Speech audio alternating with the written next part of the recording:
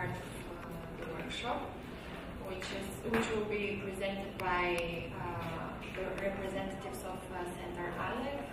My name is Ali Paupa. I'm sure that you already know me, and my colleague Християна Великова. Ще се постараем да говорим предимно на български, но ако е необходимо, ще превеждаме и на английски. Имате преводи в слушалките. Нашият workshop е на тема как да разпознаем проявите на антисемитизъм и реч на омразата, как да им се противопоставим, какви сигнали можем да подаваме към различните институции и конкретно ще работим с стереотипи и факти, свързани с еврейската общност. Преди да започнем по същество, нека да си припомним какво е стереотип. Знаете ли какво е стереотип? What is stereotype?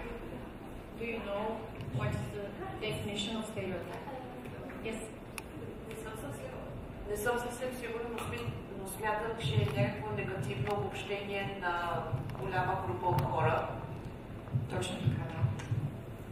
Някой друг има ли какво да допълни? Въобще, това е така, стереотипът е... Извинявай. Това е предразсъдък, който се е превърнал в по-голям и се отнася за по-голяма група от хора. Също така, знаете ли дали положителните стереотипи могат също да влияят негативно? Мислите ли, че е така? Има ли? Да. I think one example would be with how social media and мисля, че един пример, който мога да дам е с това как много хора по социалните мрежи говорят за Япония. През последните години съм забелязала, че много хора обичат да я представят в много позитивна светлина, което със сигурност е така в много аспекти, но не бива да забравяме, че тя е държава като всички останали и има негативни страни, за които също трябва да се говори, за да може да се работи с тях. Точно така. Много често стереотипите създават една рамка, едни очаквания, които не винаги са правилни. Сега нека си поговорим за стереотипите, свързани с еврейската общност. Със сигурност сте чували много от тях. Дали може да ни дадете примери?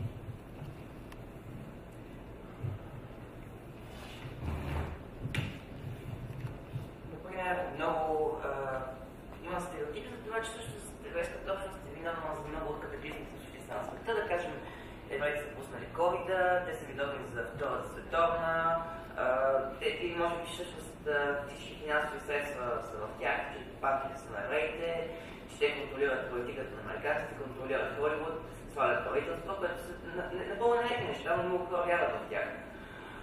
И може би това се корени още времето на Средновековието, както всички постове забранили да работят с селска работа, християнска, и после всички финансови средства са отишли в тях. Хората там не останало, че пари са пари. Еврейския народ. Точно така, страхотно някъде друг има ли? Луиджи? I think that there is also a hidden hate between very religious Christians that may not like the Jews because they don't believe in that Jesus Christ is the Messiah. So many Christians may see the Jews as something opposite to Christ, so the devil, and generally to mischief and evil. Благодарим. Thank you. Тук мисля, че някой искаше да каже нещо. Сещате ли се за още някой стереотип? Вчера също тук се споменаха някои стереотипи, свързани с еврейската общност. Не знам дали сте го чували, но на едно събиране пред входа се събраха съседи. И един съсед се изказа много непрактично и каза, че евреите имат големи носове, защото произлизат от Баба Яга. Което беше върха на черешката, но реших, че трябва да го споделя, защото те наистина са обобщавани и много често обясняват повечето хора как може да познаеш, че е евреин по големия му нос, което не е така. точно така. Това е един от съществуващите стереотипи, че евреите имат някакви външни белези, по които можем да ги отличим. Сещате ли се за още някакви стереотипи? Да? Also that Jewish people, in the Second War, they say they were rich people, and sometimes also in Italy it means usurai, so people that takes profit from others with money. So for example, they give you some money and they ask more and more of that. And so they became rich in this way. That's right.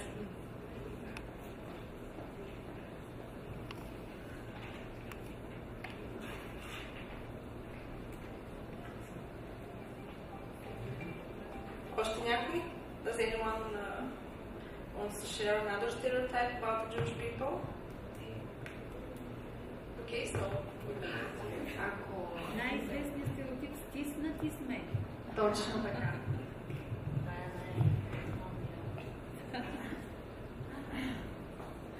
That Jews are stingy.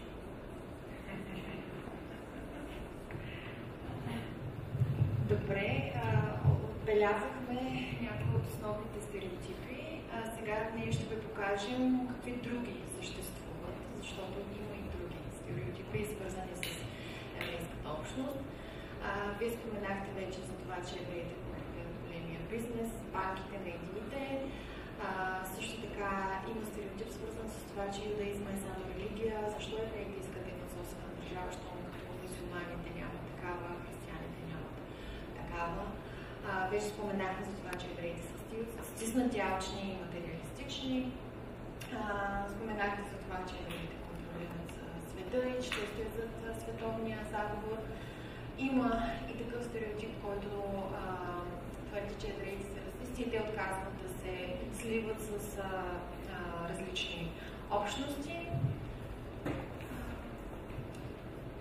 друг стереотип е, че евреите са виновни за разпъването на Исус Христос на кръста. Съществува и стереотипа, че антисемитизмът е в миналото и няма нужда да се говори и да се обсебваме от тази тема и до ден днешен. Евреите са сключили пакт с дявола, евреите имат специфични физически белези, това, което вие посочихте. И юдаизма изисква убийството на деца с нееврейски произход и евреите използват тяхната кръв за сатанински ритуали, това, което и вчера споменахме. Ние сме избрали някои от тези стереотипи, вие сте чували повечето от тях, върху които да поработите. Отново ще ги разделим на групи. Този път ние ще решим кой по коя група ще бъде. Вече сме ги разделили. И всеки един от вас, всяка една група ще работи по един от тези стереотипи. Ще получите по един плик, който след малко ще ви раздадем. В този плик има стереотип, има и няколко изображения. Вашата първа задача е да свържете изображението с стереотипа. А следващата ви задача е в рамките на 15 минути да обсъдите помежду си откъде според вас произлиза този стереотип и какъв е реалният факт, който стои зад него.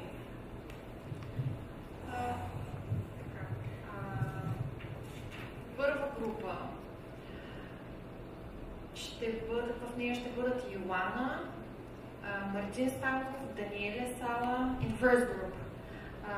Теодор Тодоров и Хелена Цолова. Може да се съберете.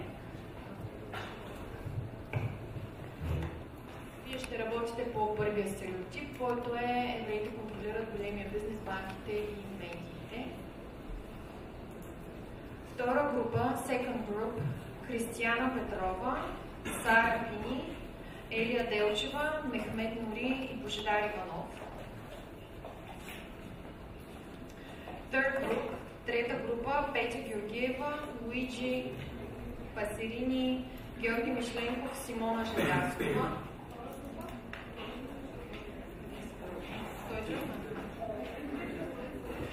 И четвърта група, Fourth Group, Александър Нейков, Глория Коси, Христо Тодоров и Кристиян Джамалов.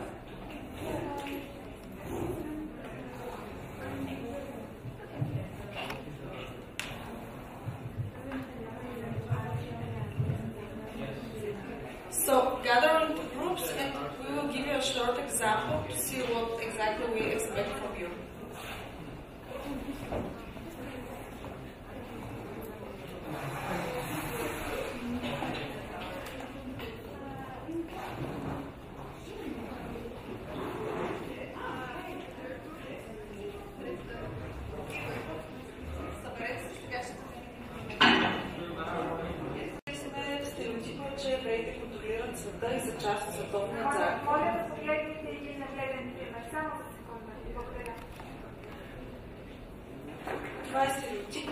Божидар вече разказвам повече за него. Какъв е факта обаче за този стереотип?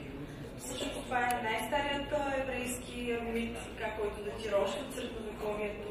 През годините евреите са били обвинявани за почти всички бедствия, които са се случвали по света, включително за разпространението на чумата. Наскоро пък бяха обвинени за разпространението на COVID-19, което доказва, че почти нищо не се е променило, за съжаление. Истината обаче е, че този стереотип, както всички останали, не се базира на някакви реални факти, а единствено се базира на конспиративни теории, които целят да дискредитират еврейската общност и да оправдаят насилието спрямо от тях през годините. Това е накратко. Сега ви оставаме да работите по групи. Имате около 15 минути, след което ще ви помолим отново да си изберете по един говорител на група, който да представи това извода, до който сте стигнали всъщност.